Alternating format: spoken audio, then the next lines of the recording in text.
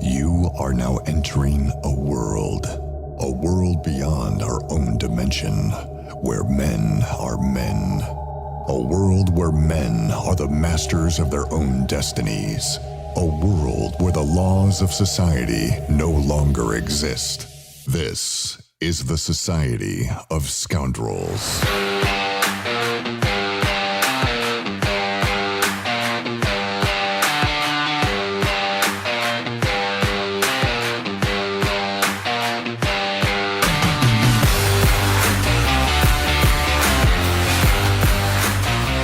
What's up? Heyo! Good evening!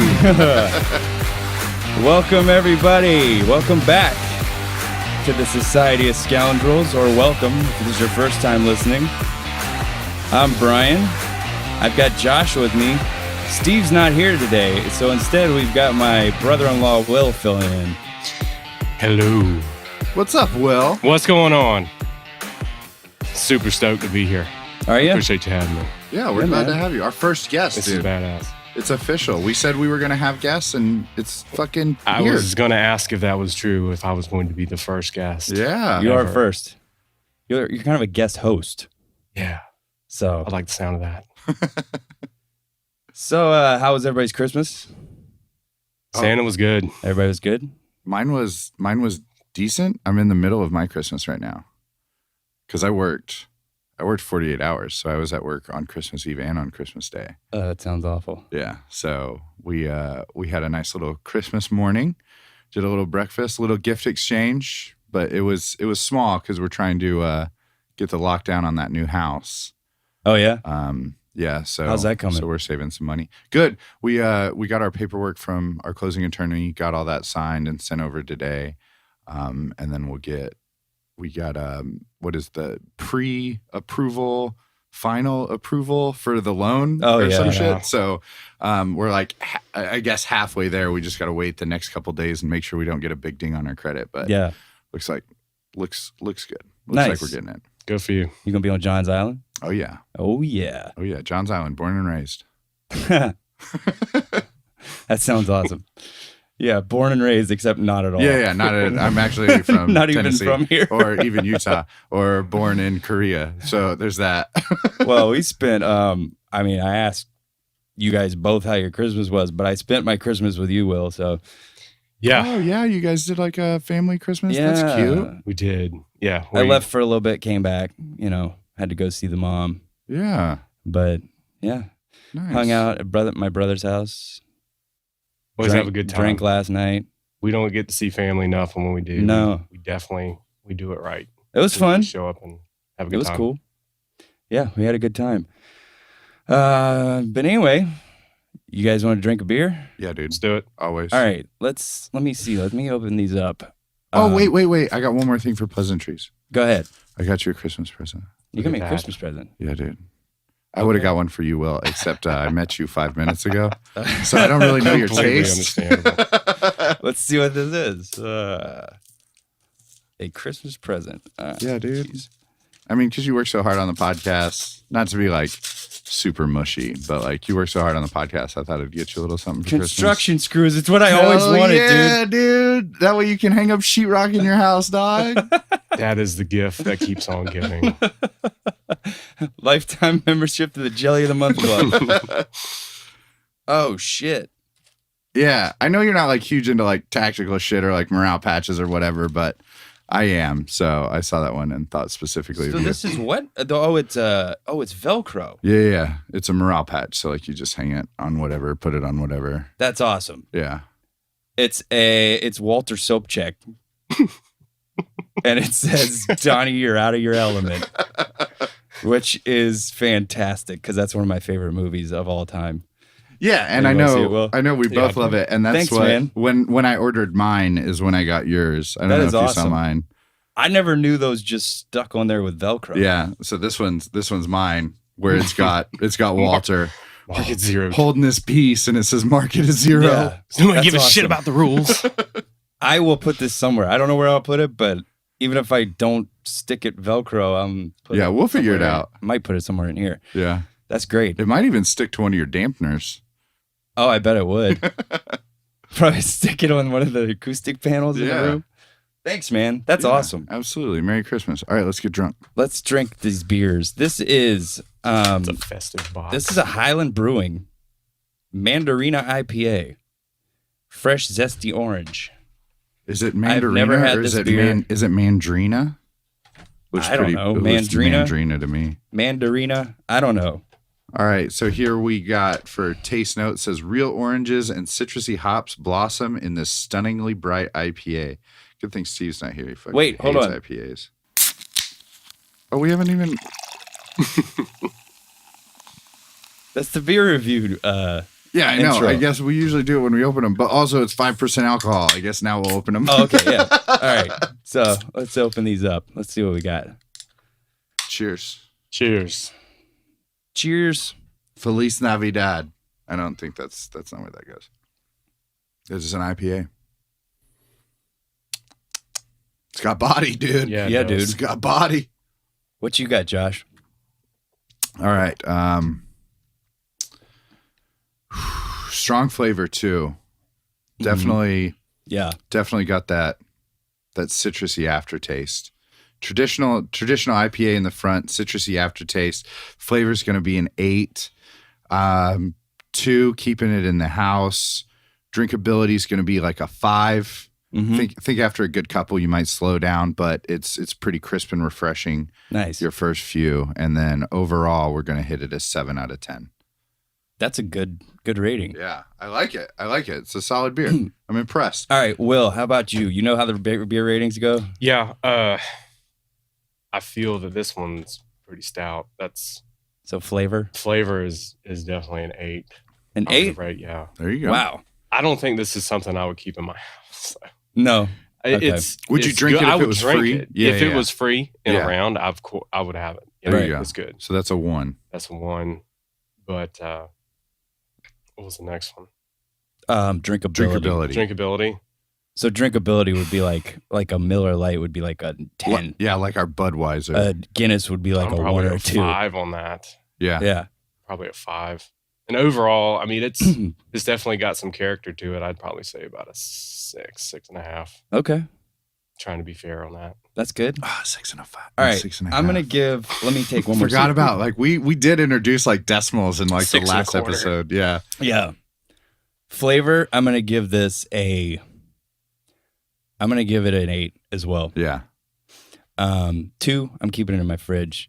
Drinkability, I give it like a 7 Yeah. for me. Yeah. It's not even that hoppy for an IPA to me. Sure. And then overall, I give it also a 7. Dude, strong work. Highland Brewing out Yeah. of Asheville, It's a North good beer. Carolina. It's Yeah. Asheville. Impressed. Highland Mandarina IPA. The fresh, zesty orange. Yeah, It's like our president. it's good.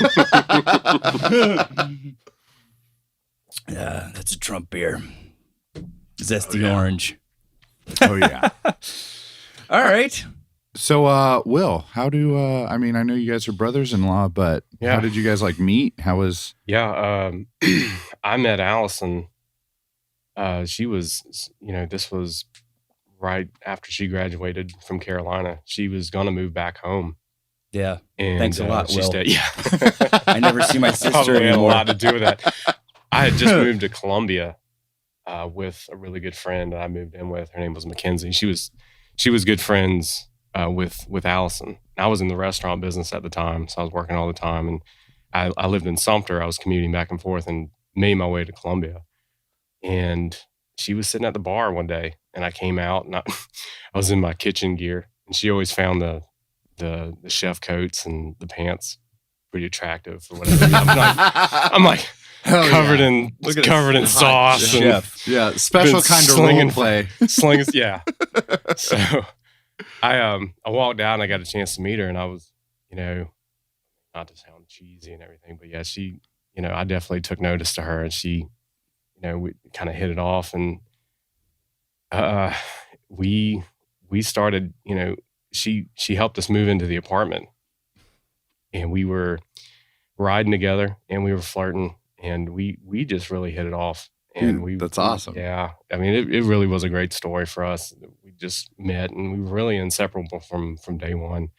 So we've kind of built a life together there in Columbia, but we do have a lot of strong bonds here in Charleston. All of her family's from Charleston. We try to make it down as often as we possibly can. And, there's definitely some characters in this family, and I feel like that a definite part of the family. Oh yeah. But yeah. So and Will and I also like we go do stuff and hang out all the time when they're here. Like we'll go to the gun range or whatever. So yeah, we have a blast. Yeah, that's so funny. That's semi kind of how I met my wife was through. I was living with a girl named Tasha, and Laura, my wife, was friends with Tasha, and she came over for like a wine party or whatever. And then after I met her, I've talked to her every day since then, and so we're married now. Yeah.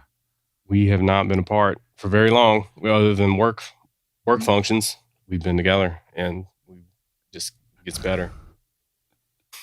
My parents are here. Are they? Your parents are at the house. They're walking in the door. Oh, shit.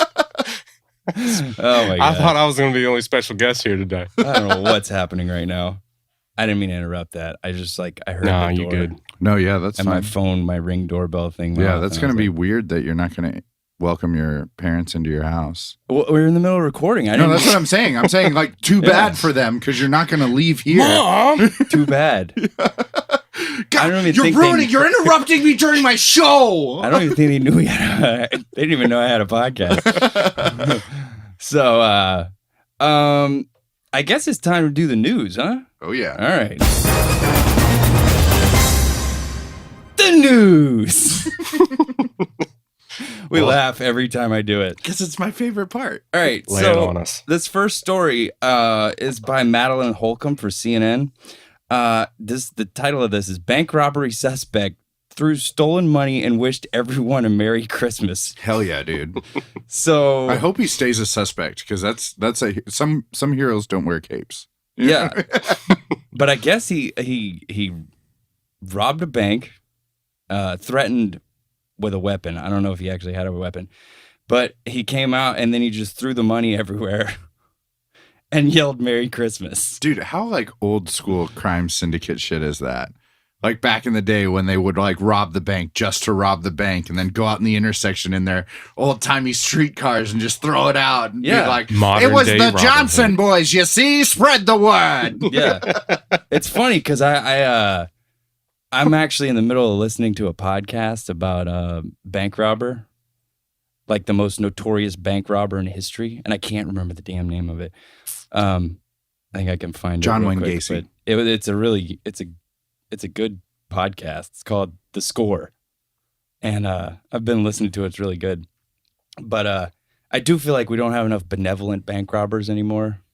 Yeah, I feel like I was talking about this the other day at work. Like, They're also selfish. Well, I'm not like, don't get me wrong, I'm not like pro crime or pro murder. I mean, I do wish there was there was less people on the planet, but I just like wish we could kill everyone. I feel like I would cash in like a couple school shootings for just like a good old school serial killer. Yeah. Like someone where we can like Zodiac, where people are like calling in like, I think I can solve the puzzle.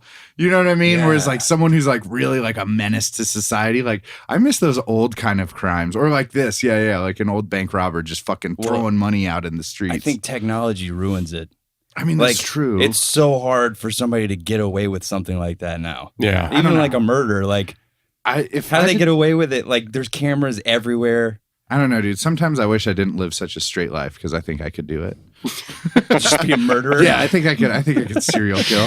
Shit just got That real. doesn't surprise me considering some of the past episodes we've had and the discussions we've had.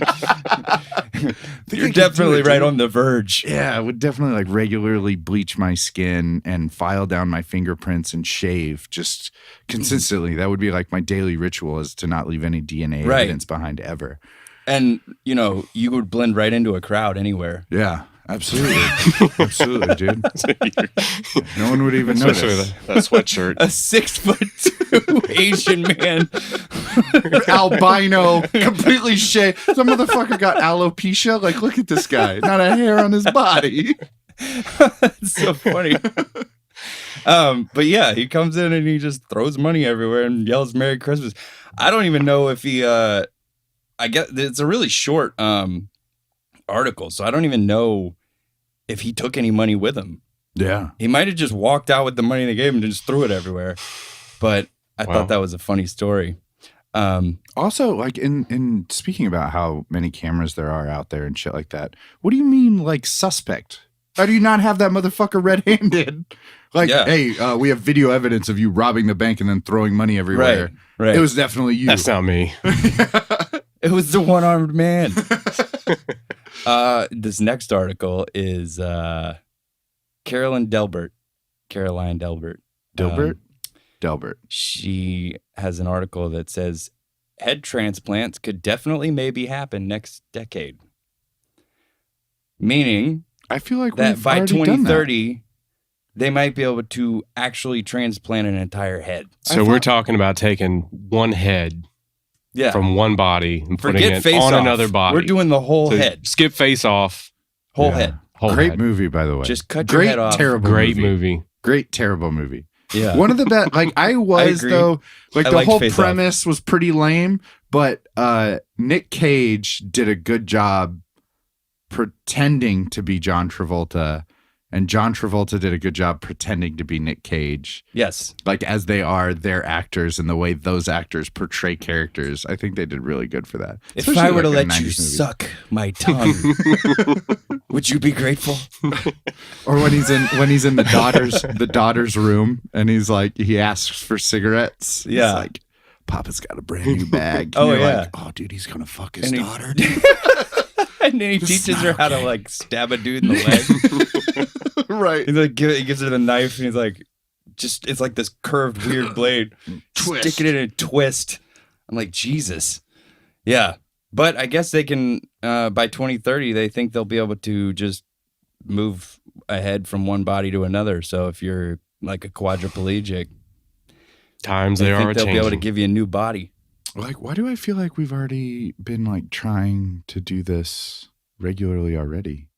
Like, I definitely know where they've Done it to monkeys, well, I know but I don't that- think they lived long afterwards. I know they've done it with like extremity like amputation.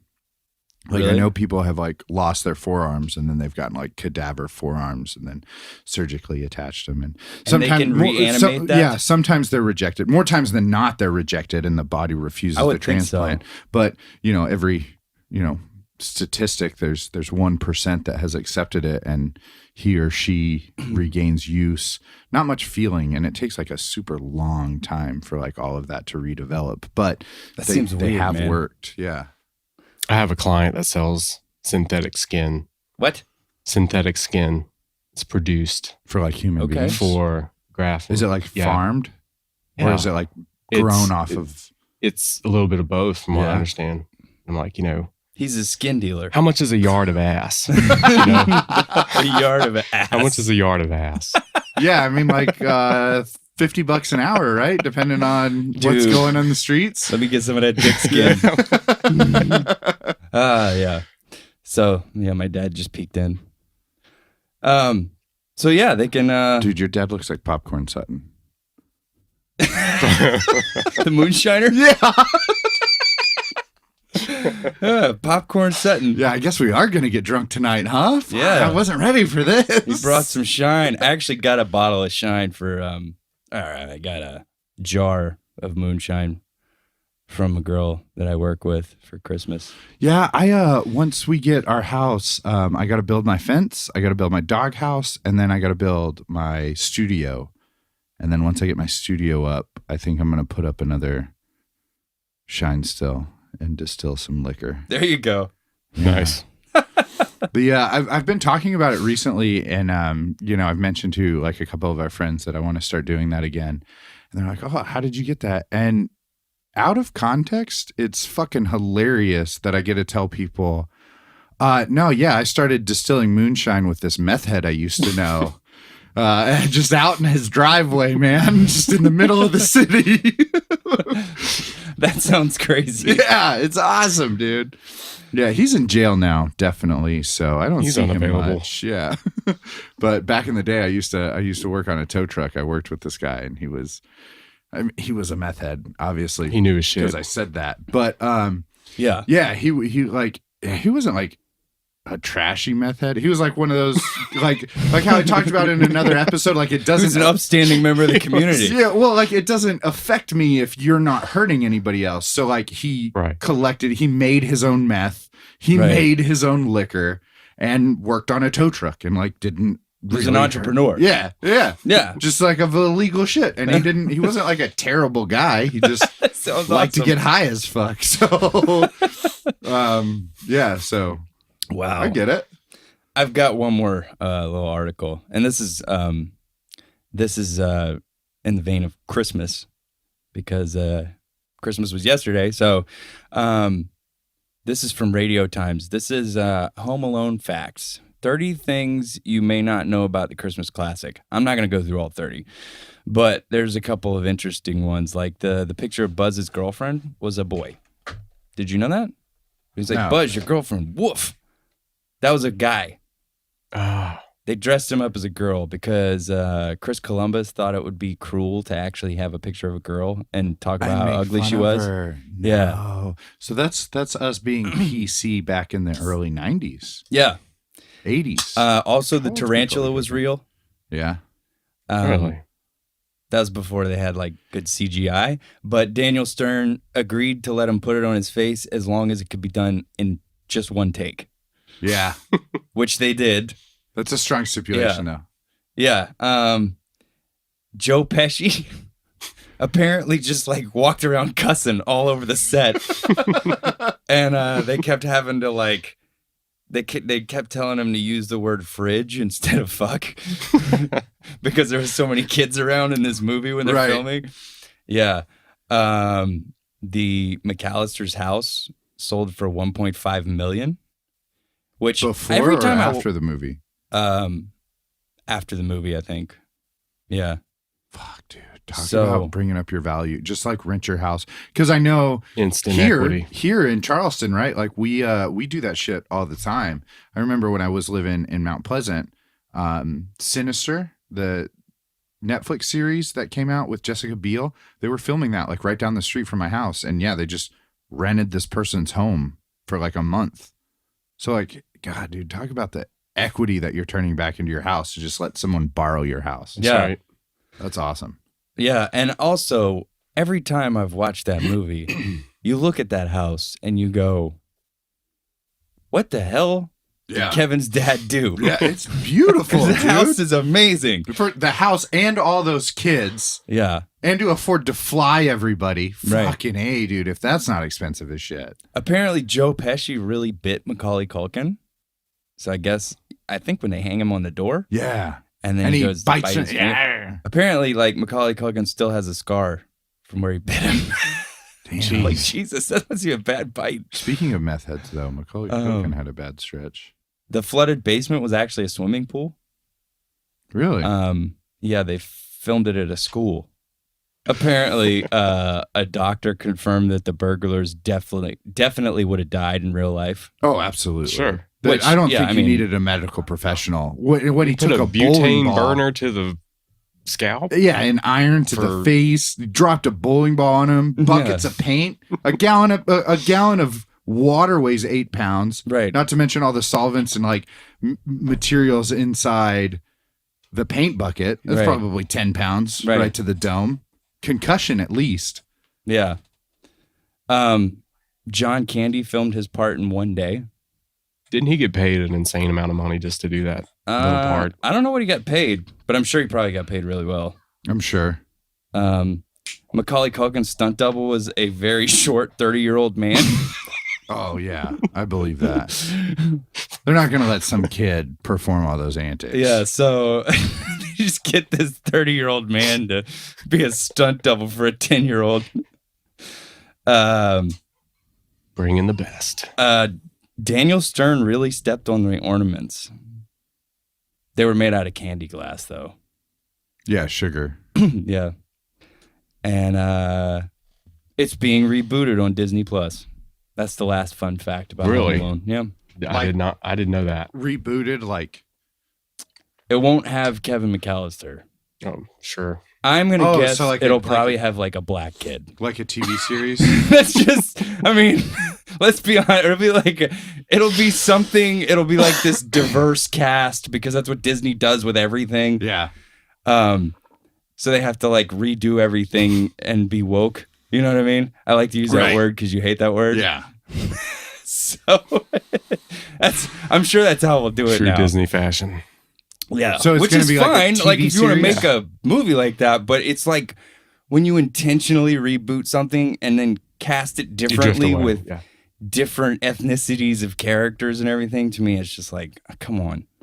Or- Why do we keep doing this? Or Just start a new movie. Do a new movie. like the other part that's the problem is why do you do it for shit like that and then don't do it for other shit that matters? Right. Why is Tom Cruise the last samurai? Yeah, well, that's true. Why is Scarlett Johansson the Ghost in a Shell? There's literally an anime series from Japan. Why Right. did you cast a white woman? You know I what I don't mean? know. But yeah, turn around and you're gonna do all this shit where Yeah. it's like, Or Yeah. make James Bond a woman or whatever. right? And like, just why? come on. Just why pick and choose when you get to do that? That's not fair. yeah, it's so stupid. But I would like to, I think this is a smooth transition into, do you think that Home Alone is a Christmas movie? I mean, yeah. Yes. Yeah. Why would it not be a Well, I Christmas think movie? most people would say Home Alone is a Christmas movie, right? You think that's the end of the news? Oh, yeah. Okay, go ahead. All right. So if you can get most people to agree with the fact that Home Alone is a Christmas movie, Yeah. right? Everyone's going to say, yeah, dude, classic Christmas movie, whatever. I don't understand how there are people who exist that argue that Die Hard is not a Christmas movie because it's the same exact fucking movie just with adults. True. You know what's funny is my brother actually mentioned this last night. We were talking about the podcast. Yeah. And he said, like, if y'all talked about Die Hard, whether Die Hard's a Christmas Dude, movie it's or not. absolutely a Christmas movie. Yeah. Happens at a Christmas party, Christmas Yes. time. Who was, what was the cop's name? Carl Winslow. Yeah, Carl Winslow. He's consistent. that was his name. Yeah, we'll It's take weird. that. He played the same Yeah. character in two different things. We'll take that. Though. He was a Same cop guy. and everything. Same guy. Yeah.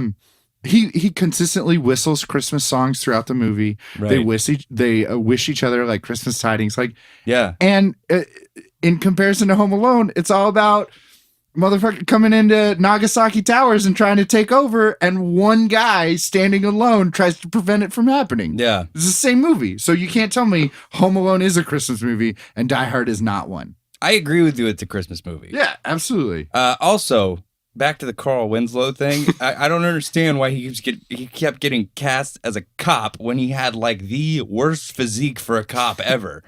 Oh, because Like- that's classic cop, dude. I guess so. That's classic cop, dude. I got a mean, brother that's a cop. What all was he in? I got plenty what of all cop was he in that he was a friends. Yeah. cop? What's that? Die Hard, he was a cop. Yeah. Ghostbusters, he was a cop. What are the other movies he was a cop? Well, obviously the Family Matters Yeah. series. yeah, Family He's a Matters. cop in that. Yeah. So, Wasn't there one other show or movie? I Maybe don't that was know. it. Was he in I Blue can't think of Streak? anything else he was in. He might have been a cop in Blue Streak too. Blue Streak? Yeah, you remember that? I don't think I saw Blue Streak. I remember what Where you're he's like talking a diamond thief and he leaves the diamond inside the construction vent and it ends up being a police station.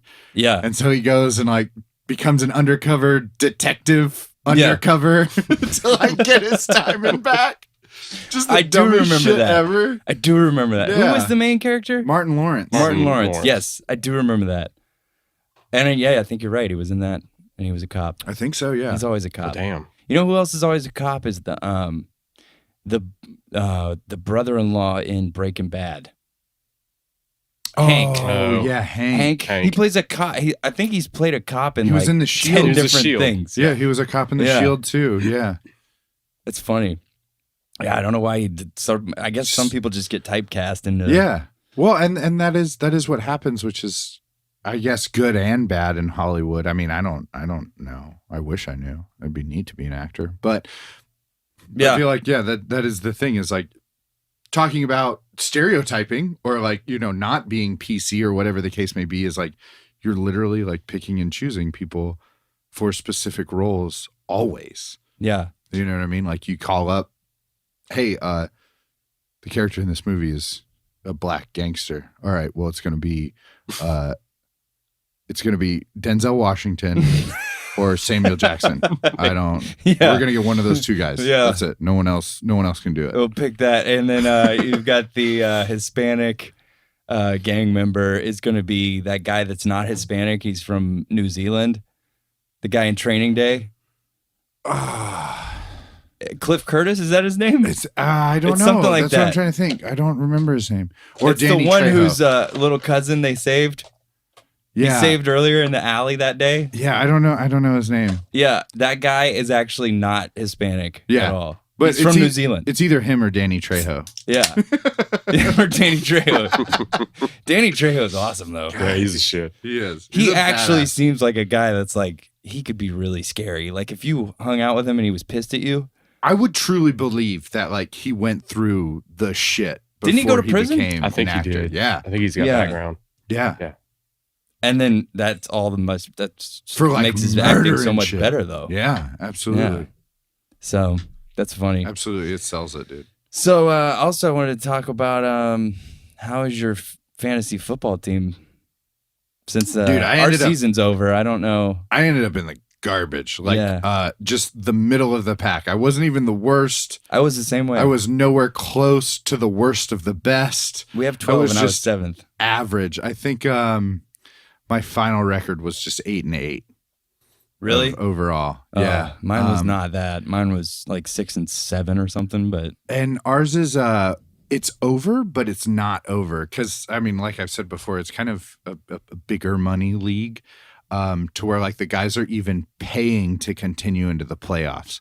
So like you keep your roster and your listings, and then everything that just plays out right. throughout the playoffs, you know, you're paying $20 and $50 Right. to like keep playing against like head to head essentially. So Yeah.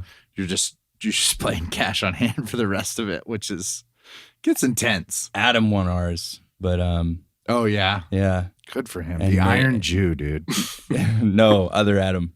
Again? Oh my God, dude. That's like 3 years in a row? 2 years in a row? No, he's been to the championship like 3 times, and I don't think he's ever actually won it.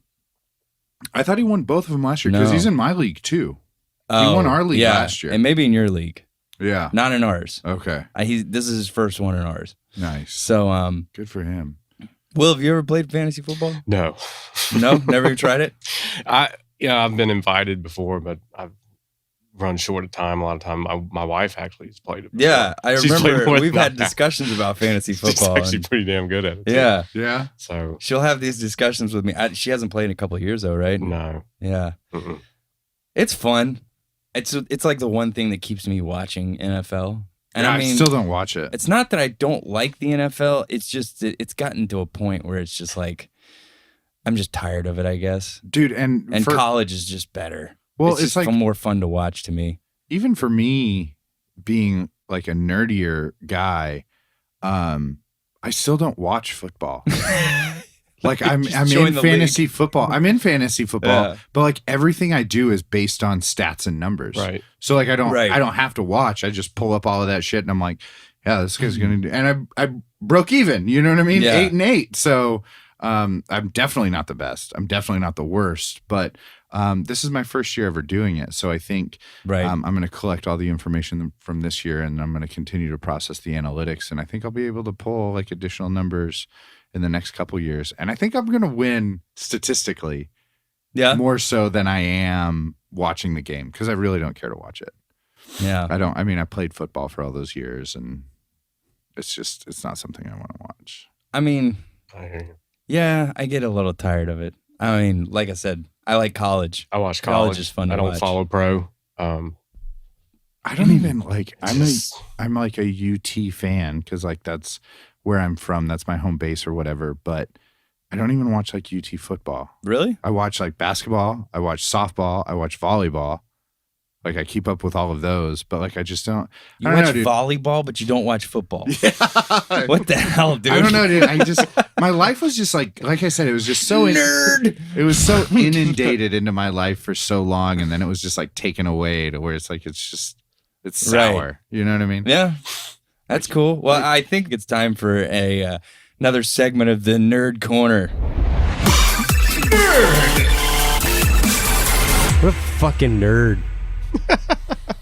All right. So today, today in the Nerd Corner, I wanted to drop a mention about a book that I'm reading right now. Yeah. So it's Unix and Linux System Administration Handbook, and it's the 5th edition. It's been written by several people because over time, what they've had to do is integrate different computer verbiage. So one thing that's like fascinating and interesting, because I can remember this time when I was younger, when you physically speak about a server, like a local server, it's an actual local server. Like it was a drive that was essentially, 5 by 9, right, that was placed locally within your office or computer network or whatever. And you used that to communicate with a system network. So because we don't have that anymore, because technology is so much more lean, it's built into your motherboard and other parts of communication that then go through your modem, whatever, yada, yada. And then we have things like the cloud. Right. Where they use the term, like, so when you're talking about coding and computer administration, you use the term server, but it's not a physical server. So that's the only reason this book has been rewritten, quote unquote, 5 different times. Oh, really? Is because it's the same information, but it's having to be like redoctored to talk about technology as it grows. Right. And the reason this book I think is so amazing is if you ever take your video, or not video gaming, but like your computer coding hobby to the next level, this book is a great place to start. With the fact that it talks about administration, it's not just on a local level, but like it's on a grand scheme. And if you can understand it, because they do a really good job of explaining it, if you can understand it on the grand scheme, it's easier to do it like within a local network, which is kind of something that I'm looking at. So in talking about building my computer, part of what I'm going to do is once we get this online, which is something that's taking longer than I expected, is when I launch my computer, we're going to keep my IP address hidden from regular networking. So that's why I'm learning about networking. So I can take my computer, will operate through my own private server, and then it'll cast dummy IP addresses to fish my information off of the internet and or whatever game system or server that I'm using. Dark web. Yeah, more or less. And Silk Road or whatever they call it. Yeah, right. And the reason that I'm doing that, which is so fascinating, is because you want to buy drugs. Well, that and guns and women and children, human trafficking. Yeah, I want to start trafficking. That sounds amazing. Yeah, I feel like that's a good money pot. But the biggest part is like I want to protect my computer from certain things. Is we talk about like how annoying that Facebook listens to us and like targets ads towards us or whatever the case may be. So I want to build like a separate network so I can stay away from that, not only to protect myself, but mostly to protect my computer. Because what I expect out of this computer is a lot of processing power. So I can't be weighed down by garbage that just communicates back and forth between the internet. A lot of people who know something but don't know enough about how computers work. That'd be me. Would like to. They'd like to tell you to get like a VPN, right? Right. So like a VPN being a protected network, and it's something you can subscribe to and collect regularly, and they do work, right? But they don't work as well as you would like to think they do. I was talking to somebody, and essentially the best way to explain how a VPN works is, it's kind of hard to do this without visual representations because I'm such like a handsy and like drawy person. But like essentially if you have your computer and then the internet is just a basic way to describe it. You're sending information back and forth, right? So it's traveling linearly left and right. So your computer communicates to the internet that you want to see monster trucks, right? Yeah. So the internet processes this information. Look at my search history. I was going to say, monster trucks. I'm looking at monster trucks. And it sends that information back, right? So when it's doing this communication at any time, say you're a hacker or whatever you want to call yourself, and Right. you're pooling this information from like a local network, right? So, Yeah. so you're at Starbucks, you're at a coffee shop or whatever. You're casting this information back and forth, and anyone can pull that information because you're retrieving it from this particular network. What a VPN does is it protects that back and forth, that linear information, that left and right information, essentially with like a sleeve, like a tube is the best way to describe it. So when it sends the information back and forth, there's nothing that interferes with it, but also no one from the outside can see what you're looking at, right? Yeah. So it would protect you from like a local network, which is good, and that's what you want. Right. However, if you wanted to protect yourself ultimately, the problem is when it gets to the internet, the internet is still open. So if someone knew what they wanted to find, if they wanted your specific IP address, if they picked up your credit card off the street, they could search that information through the internet, Right. find your IP address, and whether or not you had a VPN, that tube is still open. So that direct communication back to your computer is still available. So a VPN works and Right. protects you from the outside, but at the same time, it doesn't completely protect you. So if you can build into computer networking and administration with your own server, you would be casting this information through different IP addresses. Your computer would essentially create dummy computers when it fetched this information that even if it went to the internet, Right. they could never find out who specifically searched monster trucks because it would never be cast directly to my computer. So, Damn. Decoys. yeah, exactly. Right. So that's the hard and fast at why I would recommend picking up the Unix and Linux administration handbook. I have a feeling you're not going to be searching monster trucks with that. Yeah, no, definitely not. Definitely not. But It's going to a be good one. darker. Yeah. And then also I did want to talk about too. Hold less on. By the way, the whole Unix and what is it? Linux. Yeah, Unix and Linux.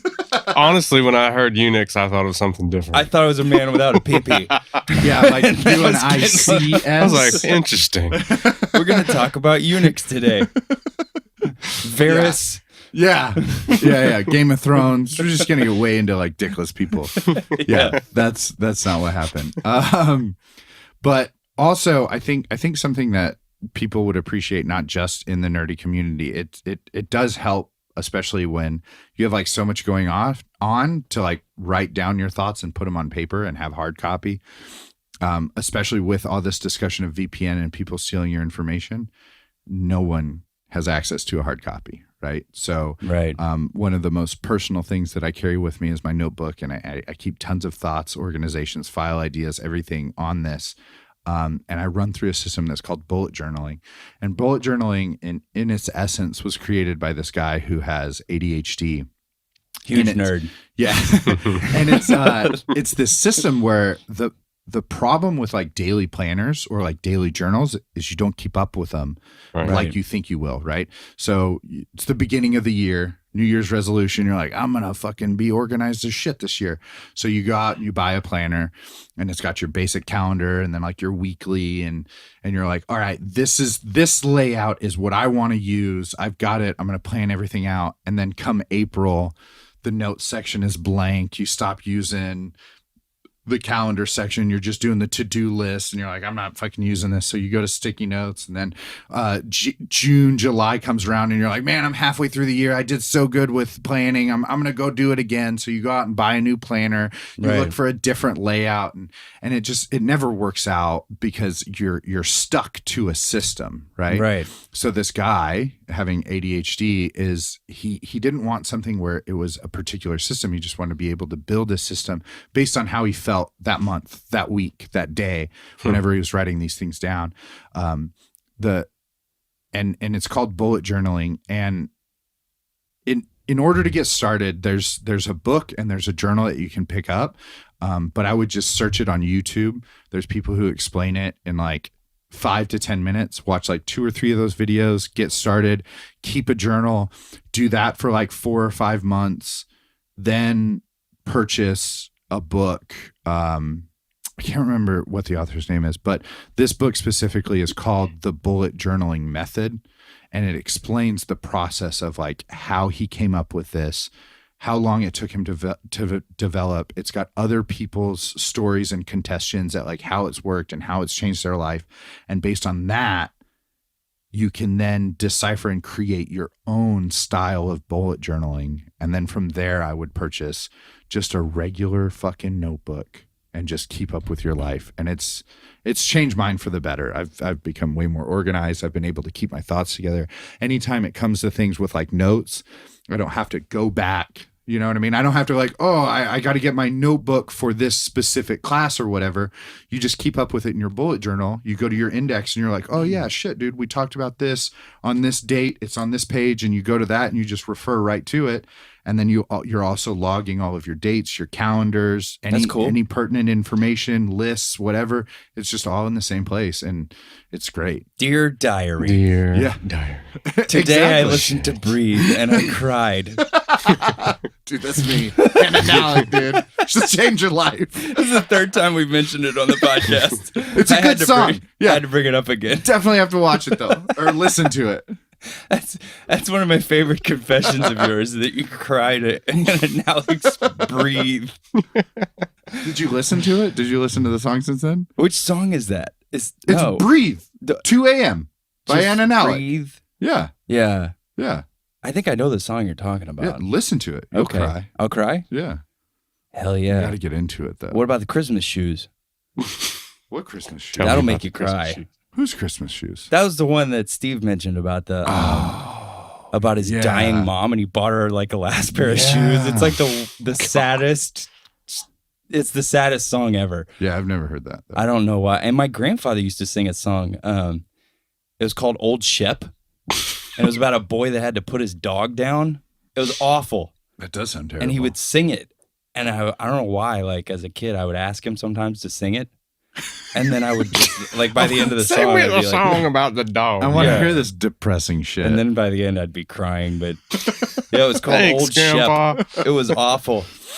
So I guess that's the end of Nerd Corner, huh? yeah, we still don't have an outro, do we? No, we don't have an outro Yeah, for so it. that's just But the end. I think it is time for a top 5. Absolutely. Top 5 stand-up comedians of all time. Curious what you guys think. It's loaded. Yeah, this was It's loaded. Loaded. That's a loaded question, huh? Well, I mentioned this was particularly hard for me because I was younger. When I was younger, I remember staying up late on the weekends watching Comedy Central and watching Friday night stand-up.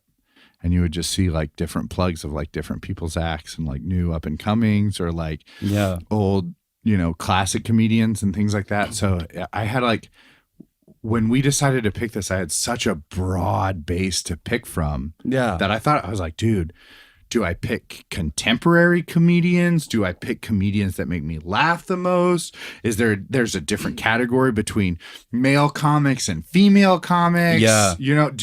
Do I like this style? Do I like the jokes specifically? Do I pick people because of their classic accolades? Do I pick people because of what they've done for the industry?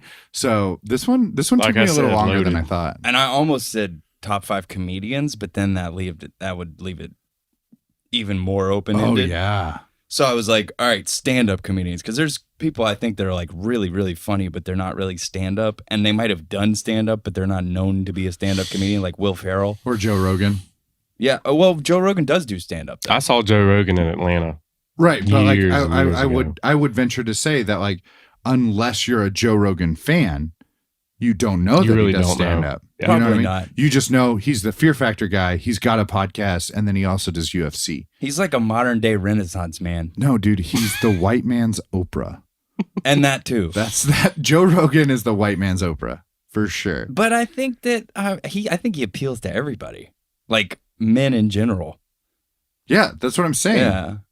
Like oh, okay, yeah. All right, specifically not white males, but yeah, I mean anybody, any man. I think he appeals to them because he's so diverse in his interests. Yeah, that like guys from Like every can walk of identify life with can him. identify with him in some capacity. Yeah. I think he's awesome. I think he's awesome too. Did you watch his jujitsu, his black belt jujitsu speech?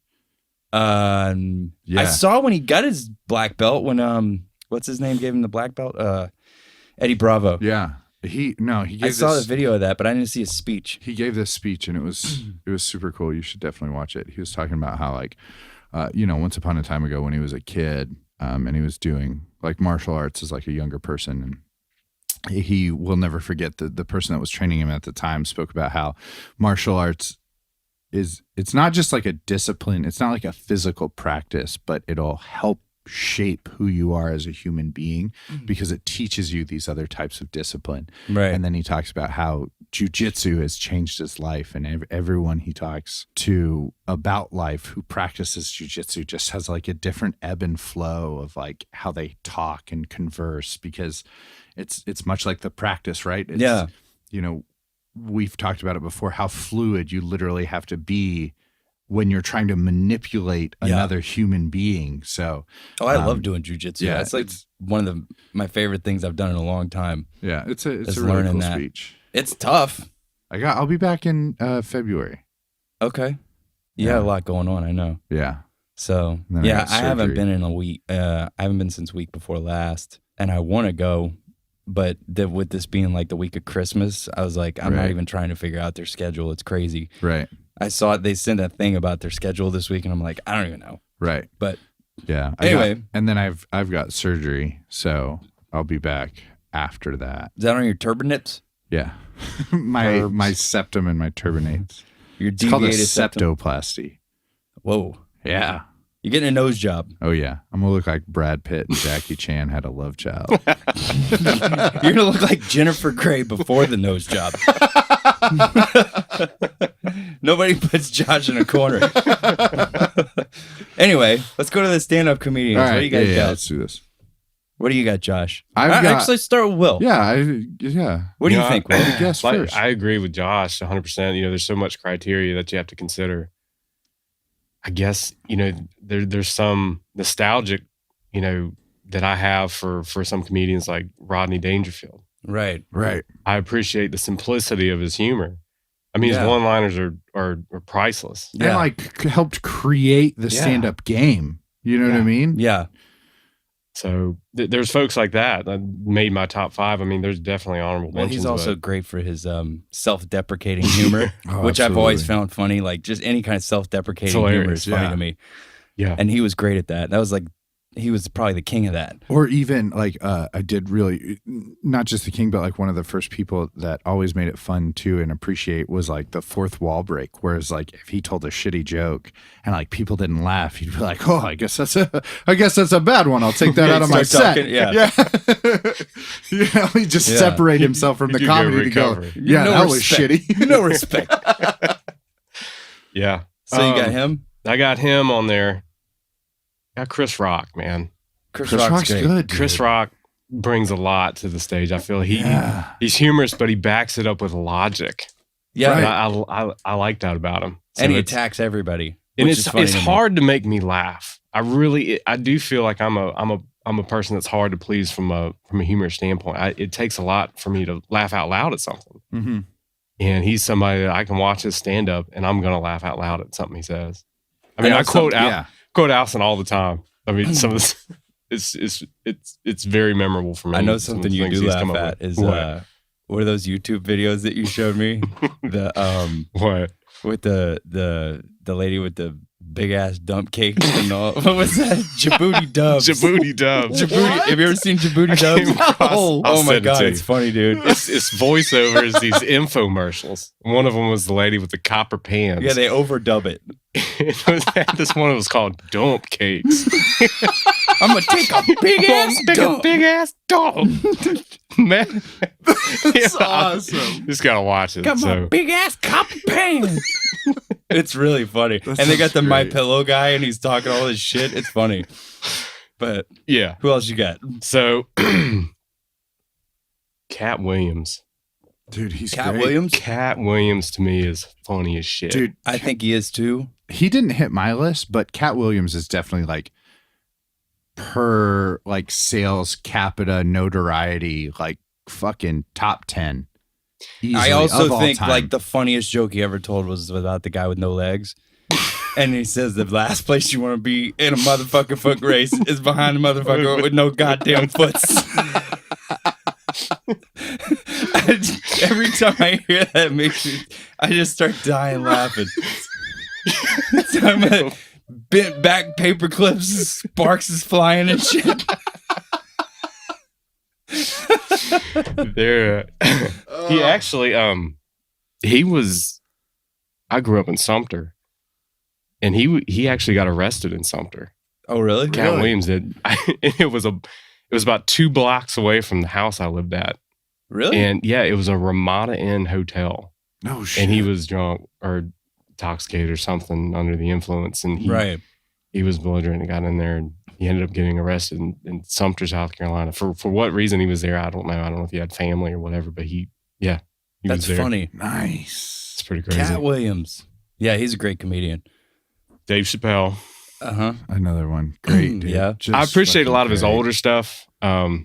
He's once again takes Even- a lot to make me laugh, and there's always something. Dude, He just got me on the floor. Even his newest like special that was out on Netflix, just like coming back from Oh like my such God. a long hiatus and just fucking murdered it again, dude. And Yeah. you know it Just was great because so Rotten funny. Tomatoes gave it a 0.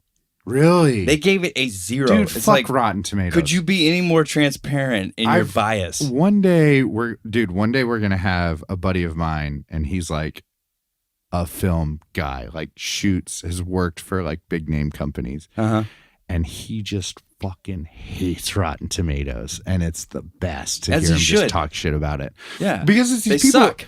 It's these people that they're not critics, Unless they they don't know want to what sponsor the us. fuck they're talking about.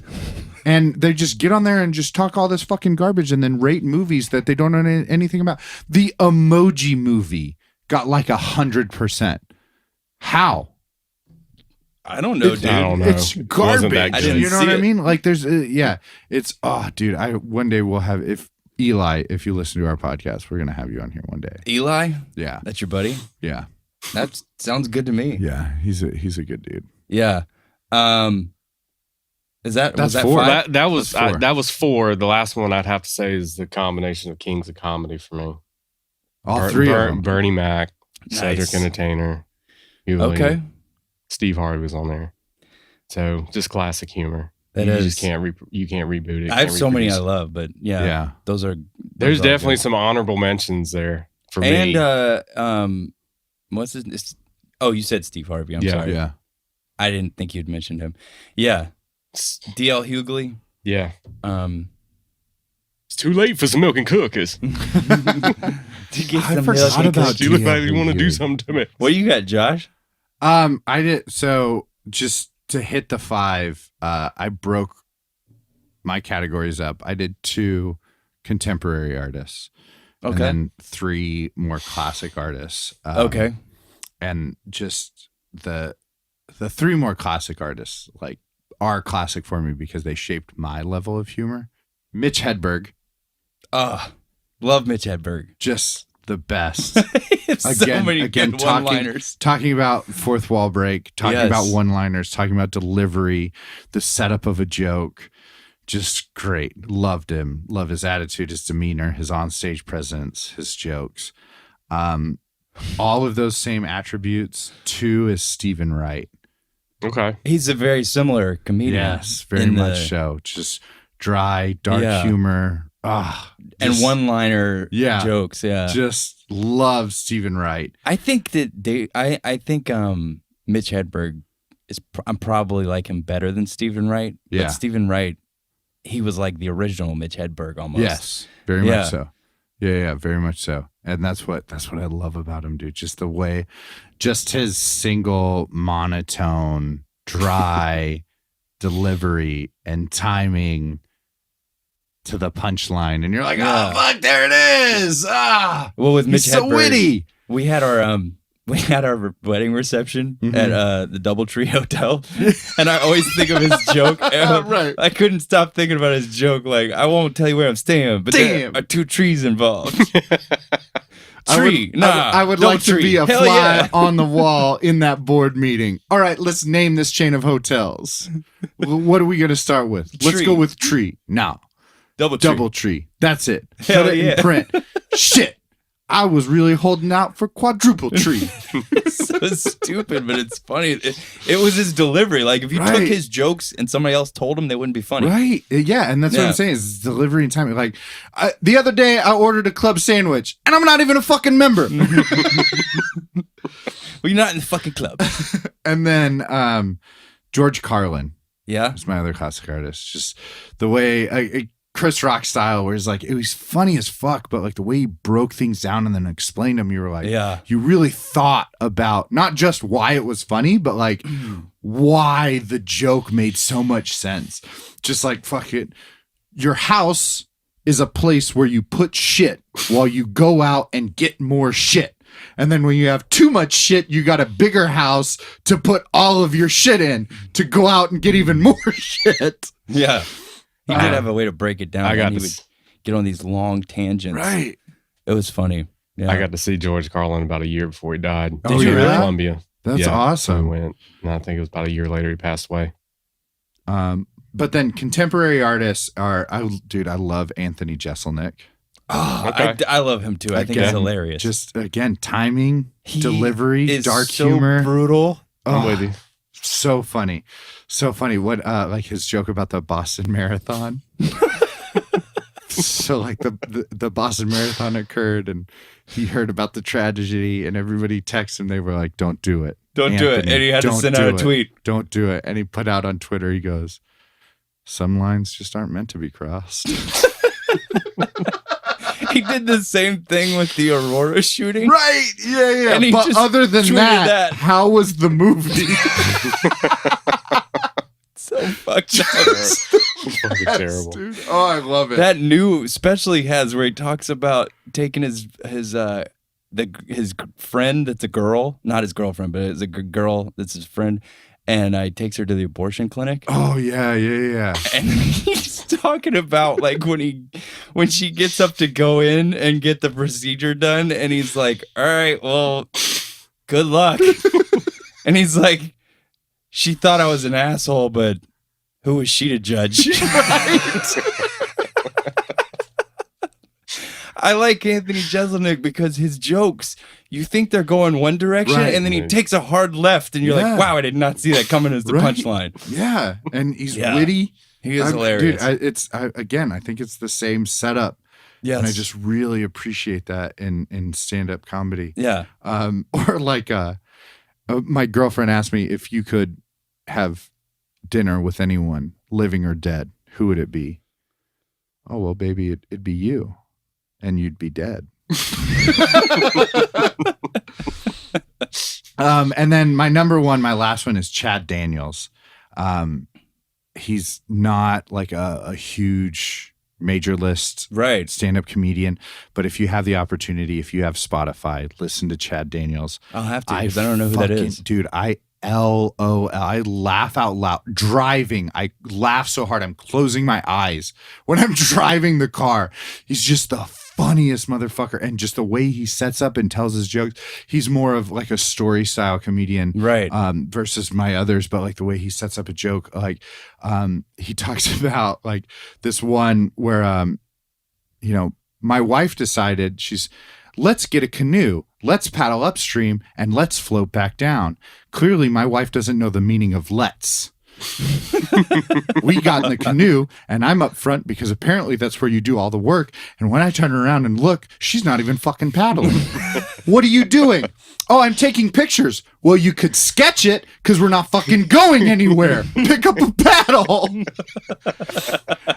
After 4 hours of this work, we're floating back down because who wants to paddle against the stream? That's definitely not the smartest thing to do. She says to me, hey, next time we do this, we should bring the kids. Oh, yeah. Because that's great. If you've ever done anything difficult, throw some kids in there. Nothing but sunshines and rainbows. So yeah, That's funny. He's great. All right, I guess I'll give you mine. That's Brian. 2 of mine were already taken by All you right. guys. Nice. Dave Chappelle is one of mine, and George Carlin is one of mine. Nice. But also I've got Brian Regan. Brian Regan's so good, dude. I don't Okay. know how he is able to be as funny as he is without being dirty. Right. Most clean comedians, like, for the most part, I Right. don't usually find him as funny as like a comedian who's kind of like uninhibited. Yeah. And Dude, I love his bit where he talks about where he tries to like interject into conversations that he doesn't understand what they're talking about or like have any bit of information to talk about, to where someone is like, do you like art? And he's like, oh, I love art. And they're like, well, what museums have you been to? And he's like, oh, I just got back from Paris and I don't really know any museums. So I said, I love the La Louvre. They were like, oh, that's great. Do you appreciate Monet? And he's like, I love making Monet. he is. I saw him. Yeah. He came here and I saw him, and he was really funny. He's definitely one of my favorites. And I also have Bill Burr. He's great, too. I think Bill Burr, to me, he's one of the top comedians ever. Hands down, all of his stand-up is just ridiculously funny. Every time he has a special, I think it's just like one of the funniest things I've ever seen. I love, first of all, did you watch where he did the hot wing thing on YouTube? There's like that host that does like hot ones or something like that. And No. you eat hot wings like progressively in heat. And Bill Burr does one. And it's fucking hilarious, dude. He gets to one point where he eats one and the guy's asking questions and he's like, fuck you. It's just so like, it's in my mouth. And the guy's continuously asking him and he's like, dude, shut up. You're more relentless than the spiciness is. It's just like, stop talking. Have you seen I don't think there's video of it, but it's when he performed in Philadelphia, they had like this festival. No. And all these comedians performed before him. And apparently all the fans in Philadelphia were like really shitty that day. And they were like booing comedians, like classic comedians that were up there and everything. And Bill Burr comes out, and instead of giving a comedy act, he just shits all over Philadelphia for like 12 minutes. Really? It is one of the greatest things I've ever heard. He is shitting all over every sports team they have, talking about how shitty their city is, how he hopes they all fucking get cancer and die of AIDS and all this stuff. And he's just going on, and he'll every minute he's like 11 minutes, and then he keeps going. That's and awesome. he just shits all over him again. He's like 10 minutes. It does a whole countdown. He shits all over them. It's one of the greatest things I've ever heard. It's epic, great. dude. If you look it up on YouTube, you can find it. Bill Burr Yeah. rant in Philadelphia. I will. And he just talks about how they'll never win a championship in any of their sports because they fucking suck. And oh man, it's really funny. But I also my last one's probably controversial for you sensitive people that are listening. Louis C.K. Oh yeah, I think he's one of the greatest comedians that ever lived. He's so good. Delivery is good. Funny as shit. His show was funny.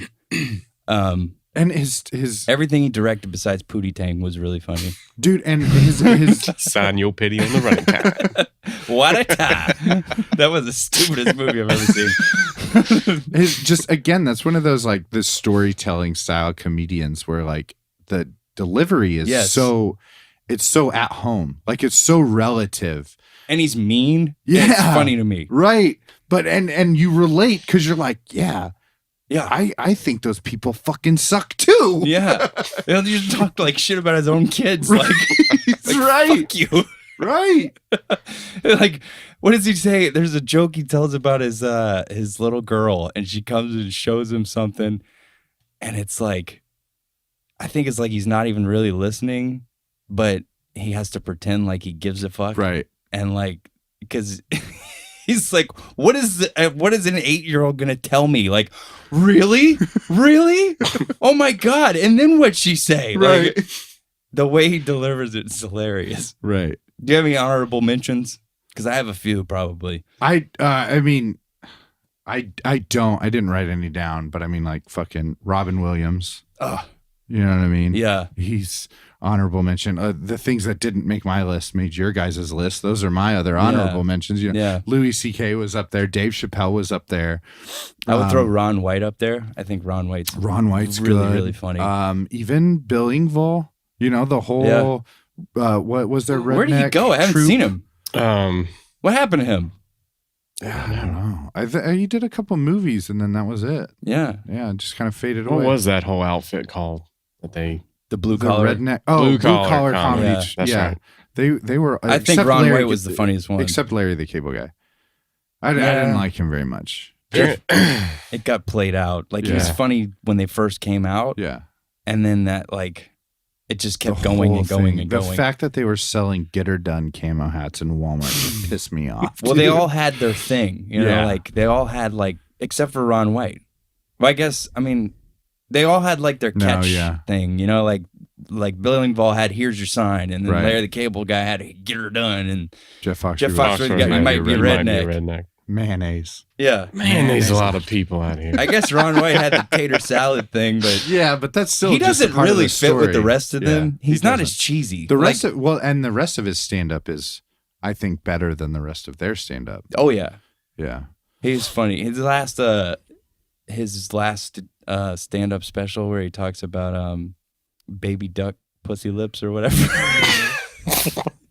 Oh, Fogwa? Doesn't he talk about I Fogwa? don't know what it is, Yeah. but it's some kind of food. Yeah. Duck liver and like how delicious it is. Yeah. I'll have to catch Going up. on about this shit. It's funny as hell.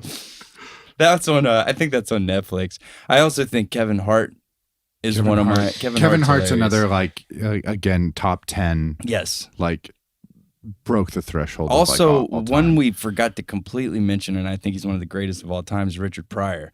Richard Pryor is like number 1 of all time. Yeah. I'm pretty sure. I don't I know if had he goes Pryor on this list. as He's on another honorable level, Yeah. Yeah. but I also considered Eddie Murphy, but I'm a much Eddie bigger Murphy's up there, too. fan of his his Yeah. movies than I am his stand up. Well, but his Also, old be quite stand up was honest. great. I will say It's good, too though though. that I appreciate about Eddie Murphy is his level of dedication based on his family is something that was amazing to me. Is like he was a filthy comic till he had kids. Then he did shit like Daddy Daycare and Shrek. And then when his kids came of age, he did another stand-up special.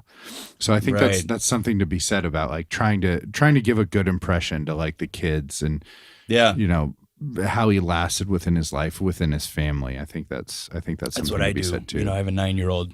Yeah. He's old enough. I started doing this podcast now. Right. Just waited till now. Yeah. And you still I don't even think you really swear. Me? Yeah. I do. Oh, no, I mean on the podcast. I do. Oh, do you? Oh, yeah. Yes. I just don't fucking hear it. Oh, yeah. There was one other one I was thinking of. It was shit. Now I can't remember. It was a good one. Damn it. I don't know. I don't. He's Yeah, another don't look at comedian. me. I'm not going to tell you. I did Oh, have Steve Martin as well. Steve Martin. Yeah. Steve Martin Honorable was mention. great. Like his Yeah. old I don't stand think up. I've ever seen Steve Martin stand up. It was good. It's very funny. It was funny back. A little bit more then. wholesome than others. Yeah, and I think it's kind of a little dated now compared to some of these other comedians. There's just so many good comedians. Norm really. Macdonald is up there as a classic stand up. How about David Cross? David Cross has Like got David- funny stuff. I Yeah. wrote David Yeah, I don't- Cross down as honorable mention. I don't think I like David. How about Todd Cross's Barry? stuff. Do you like Todd Barry?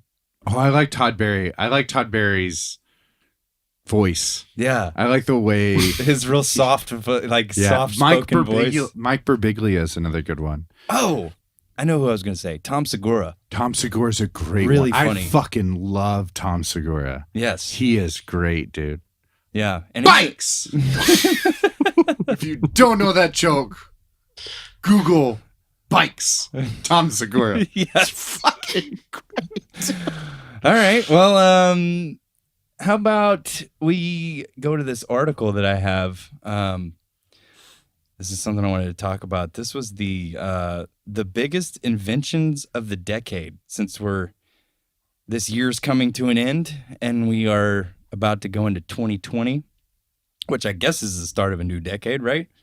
Yeah, that's how that works. That's Yeah. every 10 Every years. 10. That's Yeah. what a decade. It's every 10 years. Okay. I just wanted to make sure. Yeah, okay. Carry the one. Which So- I real quick, dude, I'm gonna drop a riddle. Okay. What occurs every minute, second, and century, but does not happen during days, years, or decades? Yeah, I mean, think on it. Tell the rest of your thing. I don't think you're know. gonna come up with it immediately. But Okay. You have to remind us because I might forget to come back to it. That's okay. 19 inventions that have changed the world in the last decade. So the first one I was actually looking at earlier, and that's how I knew my parents were here, was the Ring video doorbell. yeah, Or I guess the video doorbell. It wasn't necessarily Ring, but or like home security monitoring. which is interesting. It's become like a huge phenomenon because I could drive up and down my street and I just see like over half the people Everybody's got one. Mhm. have a Ring doorbell, Yeah, which is cool and it's very convenient. But at the same time, you're in the back of your mind, you're thinking like, who's watching this besides me? You know, yeah, is there anybody like hacking into this thing? right. Did you see the thing with the guy? He hacked into the kids' playroom and started talking to the little girl. No, This was like last week yeah, on I the believe Ring, it though. the Ring camera. Wow. Yeah, that's why. He didn't do anything, but he was just talking to her, and she was like freaking out. It's That's like why this you little- need to little girl. learn Unix and Linux administration to prevent shit like that from happening in your house. Yeah, that's cool. I just need something else to learn how to do. I don't Something- have enough something that hobbies. you don't pick up. Yeah, Yeah. this is not a weekend hobby. Yeah, I'm sure I'll just Google a couple of things. That should be good. All right, one was the snoo. I don't know Fuck anything is about a this, snoo? but we don't have little kids, so it's a smart sleeper. It's supposed to be the little bassinet that like rocks the baby and simulates the womb. Mm-hmm. Yeah, I don't know. Like a anything about that. Mamaroo? Yeah. I don't know. Mamaroo. But that was one. Facial recognition technology, which I think technically has existed before that, but I guess since 2010, it's become like a mainstream thing that you can actually have in your house on your phone versus like I don't know, something dude. that only like the government had. I think it was just ideal back then. Yeah.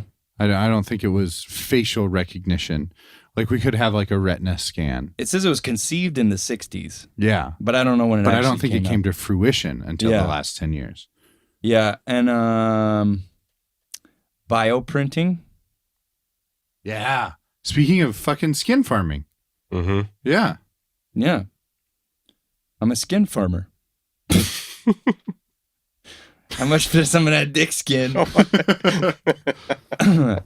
Netflix streaming, which Netflix has been around since 97. But after 2010, that's when they actually started streaming. Yeah. And they kind of paved the way for all these other streaming services now. Yeah. Dude, I fucking remember back in the day when we upped our Netflix subscription to $14.99 to get 3 DVDs in the mail at a Delivered. time. Yeah. Yeah. DVDs. I think we probably still have a Netflix DVD somewhere. I gotta send it back to them. I don't know. Like, they're probably I don't think looking they're for worried it. about it at this You point. don't think so? No, they've All made right. so much more money. They were also responsible for the concept of releasing an entire season at once. Yeah. Netflix did that. I think the very first show that ever Binge was done watching. with that was House of Cards. I think Netflix released it all at once. That was like what 7 years ago, something like that. Yeah. And which was a great show, by the way. House of Cards. It's one of my favorites. Semi-autonomous cars. So I don't think this is a technology that's really been perfected yet. I keep No, hearing all well, it's kinds of things that- semi-autonomous. Yeah. And to speak to that, it's so amazing. I drove to New York. I think we might have mentioned this, that I was going up there for a wedding, and I drove. It was a 14-hour drive, and my two buddies, they got off work in the middle of the night, came to my house, and I drove. So I drove the 12 hours. They let me not drive like the last 2 hours. So it was super nice of them. And we were driving the Subaru, and it had like the assisted cruise control, and it had the lane assist. And the car itself drove so well. One, I only ever used the pedals was to get off and on an exit ramp. The rest of it, I never used the pedals. Right. And then two, it kept me in the lane so well that I fell asleep twice. Wow. Like you're not doing it. I don't It's middle think I of the could do night, that. and you just That'd freak me out, dude. oh fuck! And you look around, you make sure your buddies are asleep. Yeah, they didn't notice. I'm gonna tough it through. I'm gonna keep driving, and then like 5 minutes later, you're like Dozing off again. That would freak me out, dude. oh shit, yeah. Letting my car drive. But to the contention, like that's how Right. well it works. Like we didn't wreck, we made it. It's fucking amazing. I mean, that's cool. Another one is Uber. It changed the world, dude. Yeah. It changed the world. I will 'Cause agree that Uber probably was a huge. Dude, even back in the day, like taxis are great, but unless you're in a big city, they shut down. That's right. Yeah. If you stay at a bar until fucking midnight, you're not going to get a taxi. And how about the guy that started Lyft? Yeah. He's like, you know what? I'm just going to do the same thing they did. Yeah. Hell yeah. They did an enterprise start on it doing yet, that. dude. Yeah. I'm going to find something that there's only one of and just be like, I'm going to do the same thing and call it this. Yeah. That sounds like the way to go. Instagram. Yep. I know that's all you have is Instagram, right? Not anymore. I got rid of Instagram. You did? Yeah. I get now that parents are getting on Instagram, I got off Instagram. So now what do you want? TikTok. Oh, TikTok. Oh my God. TikTok. I've made mention. TikTok. It's fucking hilarious, dude. You and my son, you guys can be friends with each other on TikTok. That's the thing, dude. Yeah. It's the next social media. You want to stay in front of the game, dude. Yeah. The next one's air fryers. Oh, dude. I love my I air fryer. love my air fryer. I've I would never air used fry an air fryer. soup. There's nothing I don't air fry. Oh my god, I'd I've do never soup used if one. I could. Oh, it's the best. It's the best. I hear all about them, but we don't have one, and you I've know never how used one. when you like reheat pizza and it fucking blows? Yeah. Yeah, you get an air fryer. It fixes all your problems. Do you reheat a pizza in an air fryer? Yes. Really? You reheat pizza, you Shit, fucking yeah. make French fries, dude, mozzarella. Dude, pick a thing, give it to me, I'll air fry it. I don't give a fuck. It'll make it. That It's sounds delicious. awesome. It's amazing. It's the best thing ever. It's essentially like it's a mini convection oven that fits on your. But it fits on your doesn't counter. actually fry anything. No, it's No. air. Yeah. It's convection air. So why don't they just? Why do they call it an air fryer? Because you take fried goods and So the 'em results in are the air similar to fryer. something that's fried. in half the time, Okay. right. if not less? I do like the what's the? Oh God. What's Instapot. the Instapot? Yeah, that thing's cool. I Yeah. don't have one of those. I will. We have one of those, and it's really cool. I have one, but I don't use it. I know there's I more use things the I air can do fryer with it. like every other day. Yeah, I use my air fryer. I use my rice cooker every day though. Oh yeah. That's super. Yeah. I used the one you let us borrow. Yeah. Square. If you're a business yeah, owner, yeah. Merchant services. Yeah. I'm not a business owner. Purchasing, You're not like- one, but like, I can see where it would be really Yeah, well, because revolutionary. The biggest thing is you can make purchases available instantly, and the key off of percentage is so minute that every small business can own it. That's Right. the problem, is because like if you wanted like your credit card or debit, which I remember dealing with at the tattoo shop, is we would have credit debit brokers or salesmen or whatever the fuck they're called come into the shop all the time, and they're like, yeah, whatever, we'll give it to you at yada yada fucking whatever, these are your agreements, 4%, 3%, 5%, 6%. And then Square is like it's right on your phone. It can go directly to the artist. They can deposit into the shop owner, and like Square only takes like 1%, right. 2%, something super affordable, just because there's no upkeep. That's cool. Yeah, Square's awesome. Kickstarter. Another awesome program. It is. I Making a think the huge idea difference. of Kickstarter is really cool because it does help like some people have really good ideas that have started with Kickstarter. Or it's something we talk about like with our company is it's not just a good way to find sourcing or to find funding, but it's also a great way to find crowdsourcing. If you're interested in an idea, you create a Kickstarter campaign, and whether or not it raises enough money, you can see how many people are interested in the idea. So whether or not it makes your goal, right? You can set your goal to be infinite. You'll never make the goal. You might never make this product. But if you get 1 million pledges, you're like, oh, people are actually interested in this. I should go ahead and make it, whether or not I use the funding from Kickstarter. So it's a great open sourcing program too. Smart speakers. So I guess like Bluetooth. Bluetooth. Oh, Wireless. no. This is like the step above it. So like Sonos is probably the best at it. First of all, I love Sonos sound systems, but they actually take available like Bluetoothing and bandwidth, and they'll transition from room to room.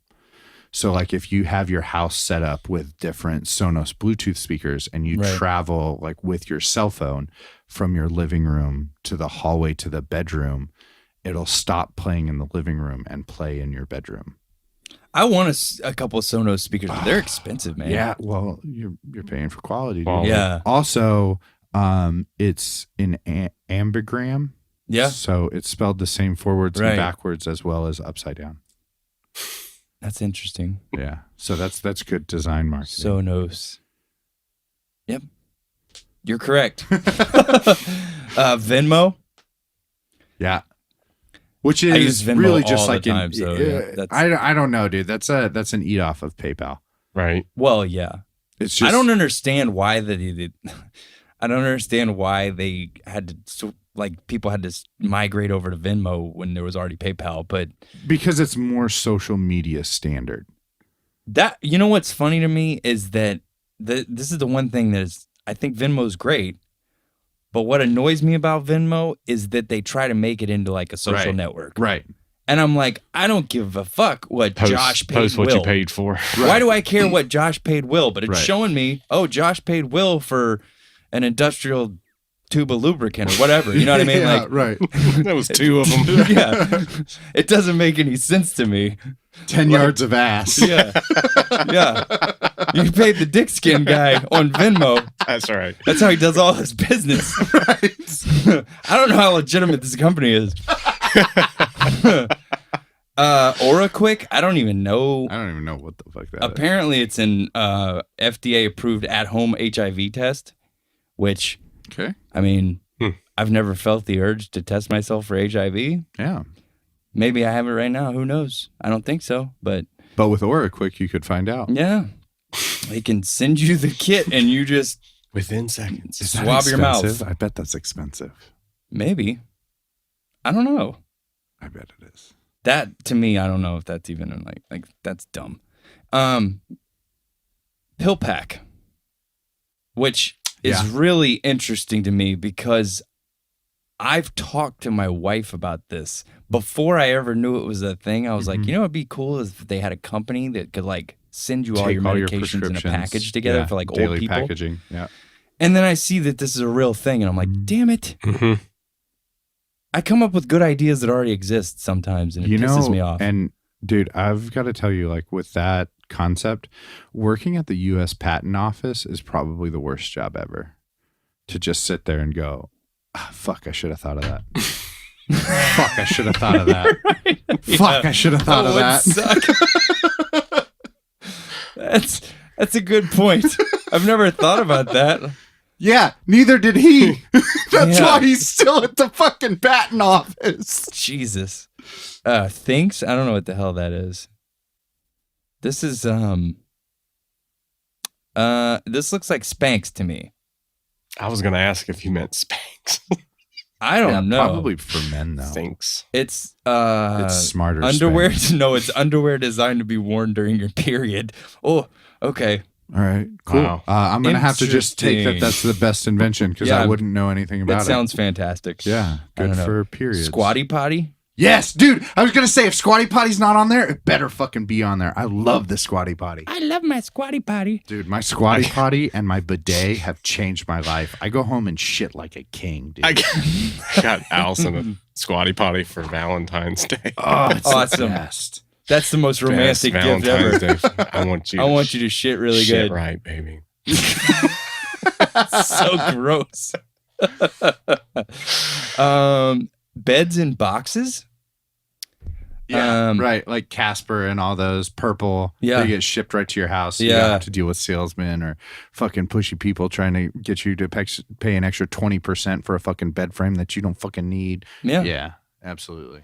That's I think that's the end of that. But do you guys have any other ones that were not mentioned? Fleshlight wasn't on there. Was that Dude, that's probably I think that was the past around 10 before years, 2010, dude. wasn't it? How about, dude, like prostate ticklers with a remote to say, like, I don't have to reach back there to adjust the The speed. tank with tickler. a remote? Yeah, dude. Jesus. I don't know about those, but that sounds awful. I don't want to do any of that. Yeah, until you do it, then it sounds great. I'm still not going to do it. Sounds gross. No, I mean, that's pretty, like I said, Squatty Potty was my number one. If it's not on the list, it better be. Yeah. But I can't think of another good one, really. I mean, Hulu's pretty dope, but also like Netflix crossed that threshold with streaming services anyways. So Yeah, so it kind of already existed. yeah. All right. Well, the last thing Amazon existed prior, but I think what Amazon has become in the last 10 years has really changed society. Yeah. Absolutely. Like definitely has. even the pill pack thing, you can get that on Amazon. Right. You can hopefully Amazon is looking at within the next couple years that they're going to do telehealth. So like your Amazon Prime membership gets you the availability to talk to a doctor via Skype, and then they can send you, whatever prescription reference, whatever. And then the goal is to have pharmaceuticals available through, so you get your fucking prescription delivered right to your house. Mm-hmm. How about podcasts? Dude, Podcasts. Podcast is great. I mean, I don't know when they were invented, but that's like got to be the last 10 years. they didn't. If they I existed would think before, so. I weren't don't in the think they were 90s. popular. Yeah, no, podcast is great. Fucking speaking of PayPal, dude, Elon Musk, Tesla's the Falcon X, dude. Yeah. Reusable rocket motors. Yeah. That's phenomenal. And that video where they like just land themselves land back on the pad, themselves. I was like, this is the craziest thing I've ever seen. That's phenomenal, dude. Like, yeah. that's great. That's a good one.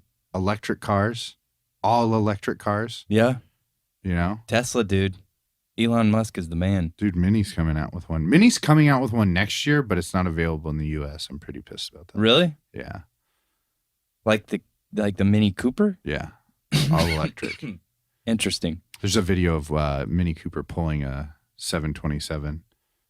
Just in case you got to haul a plane around. That's why I bought my can do Tundra, it. dude. Yeah. Because I was like, I went and bought my Tundra. I'm like, guy goes, you got a 10,000 pound towing package on here. I go, bullshit. And he goes, no, it will. It'll pull 10,000 pounds. I go, it'll pull way more than 10,000 pounds. I watched you guys pull the fucking space shuttle on TV.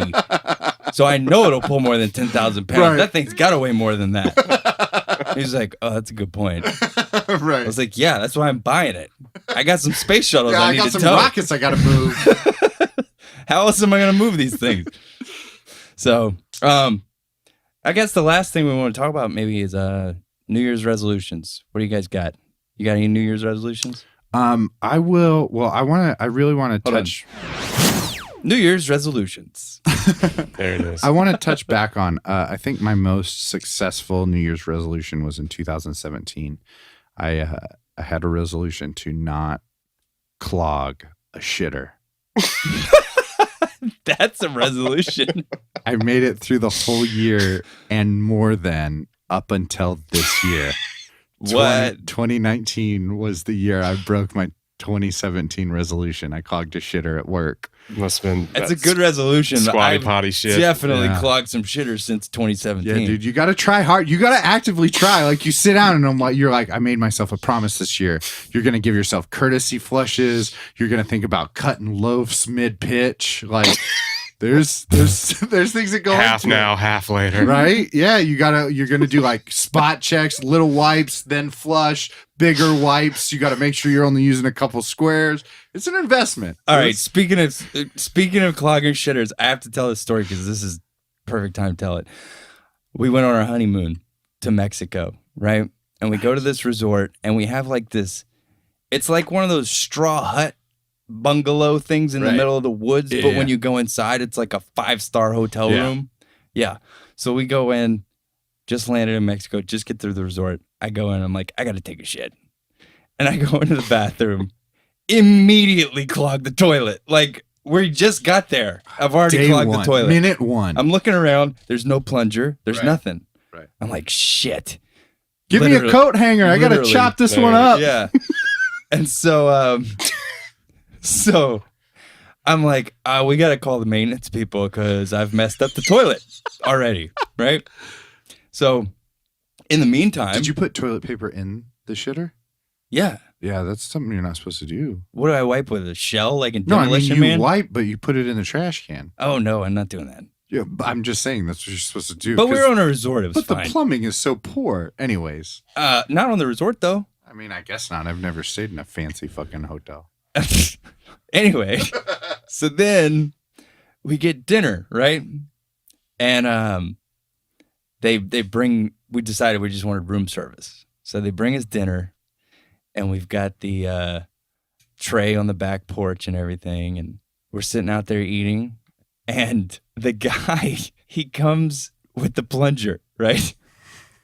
In the middle of Rings dinner. the doorbell of the room, and we're on the porch eating dinner. And I get up to go to answer the door. And have you ever walked through a screen door? Yes. It's exactly what I did. There's a screen door, and then there's the glass door. And I go to walk to open the room door, and I literally like just walk through the screen door. And it's one of those things where like you're falling and you don't know why you're falling, like Right. mid-flight. You're like, what the hell is going on? And I land in the floor and then the door falls on top of me. I'm like, oh shit, I just walked through the screen door. I get up off the ground. So this guy's standing over you with a plunger looking Get at off you. the ground and I go to the door. And there's this little Mexican man holding a plunger. And I'm like, dude, you're going to need more than that. And he looks in there behind me. The door's laying in the room. He's like, what happened? And I'm like, I don't know, dude. I came to answer the door. I walked through it. So he starts laughing. So anyway, he fixes the toilet. He leaves. And they come back in a golf cart, like holding a door. They put a new door on. And they tell us to leave our tray outside on the porch. Mhm. And they would just come pick it up. And like, we leave the tray out there and we're just hanging out in the room. And I look out there and there's like this little Mexican raccoon just sitting on the tray, just eating all the food. He's sitting out there. And I'm like, oh shit, there's a raccoon on the tray. And my wife's like, oh God, now there's a raccoon? I said, yeah. And there's like, Just so maintenance we is end up worst with nightmare. like a couple of raccoons on the porch. And I'm like, okay, now we're being overrun with raccoons. So we had to call the front desk again and tell them. And they send like this animal control lady out to the room. And she just walks out and she's just like, get out of here, get out of here. And I'm like, we don't do that with raccoons where I'm from because they carry rabies and shit. Right. I'm not messing with a raccoon. And then like the rest of the trip, we'd go to dinner down at the little resort restaurant. And there'd just be raccoons just sitting out there looking at us. And I'm Waiting like, on it. They're following us, dude.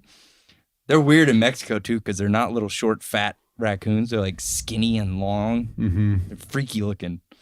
But it was a fun trip, but I'll never forget clogging the toilet and then breaking the door, the screen door. And then feeding the local raccoons. Yeah.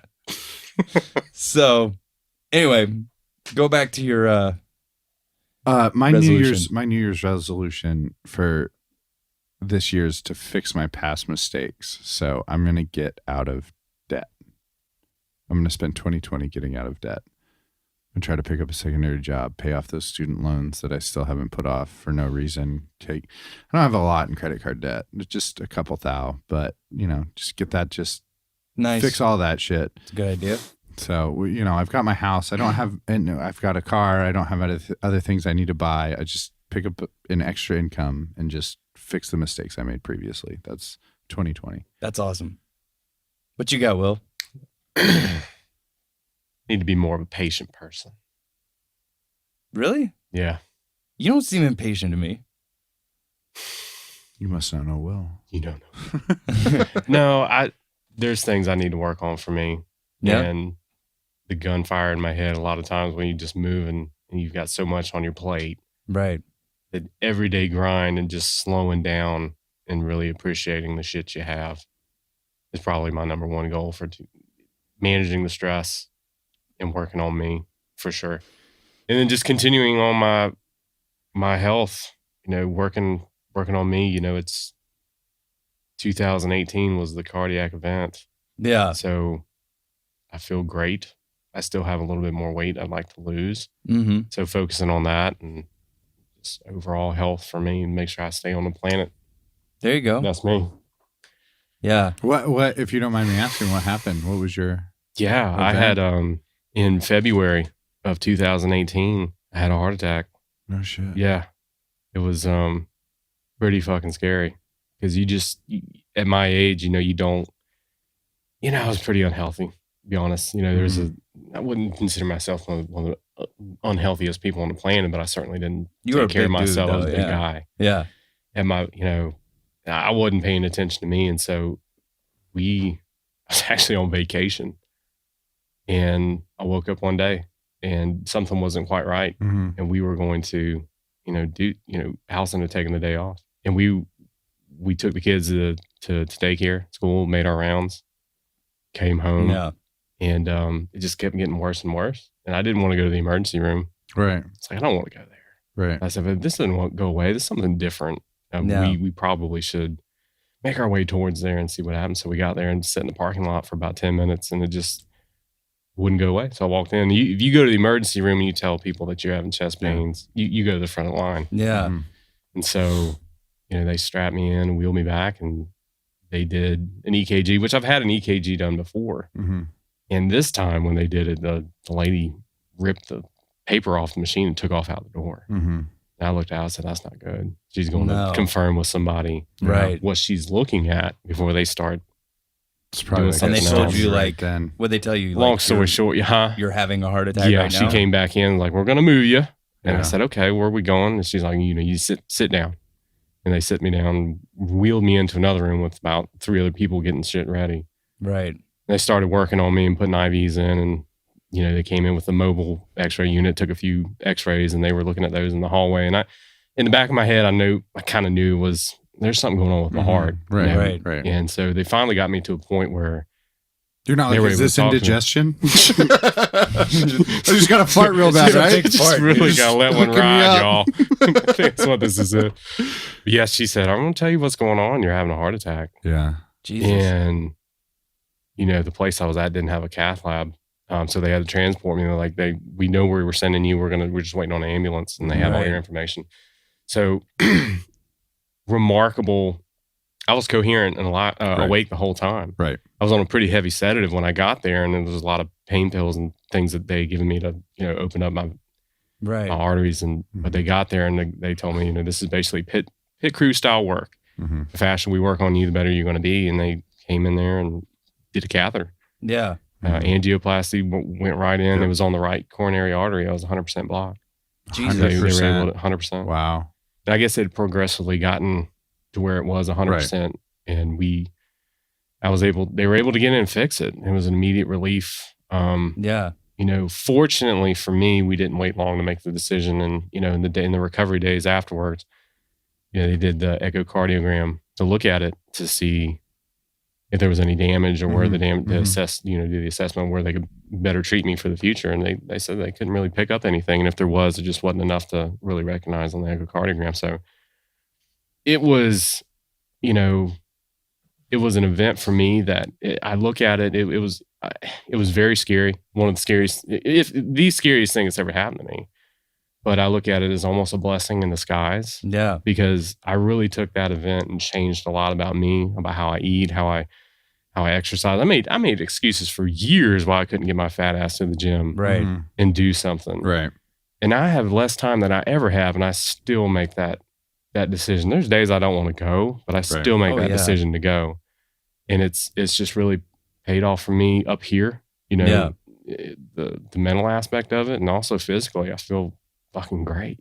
That's awesome. Yeah, awesome. And I just, so I try to advocate for people my age that, aren't taking care of themselves, that, don't let a cardiac event or don't let something happen to you to change that. Dude, start working on yourself now. How much weight have you lost? About 100 and from start to finish where I am right now, I would say finish. I'm still working on me, but about 125 pounds Jesus. is what I've dropped. Yeah. Honestly, I could probably drop another 30, 25, 30 Right. to be like optimal To have peak abs? performance. Yeah. Just shredded. To make the cover of Men's Health. Yeah. Jesus. So That's awesome though. Yeah, that's awesome. Good for you. yeah, it like I said, it was one of the scariest moments of my life, if not the scariest, but it changed me, and that's definitely a goal for me in 2020 is just continue focus on me, because I got people counting on me.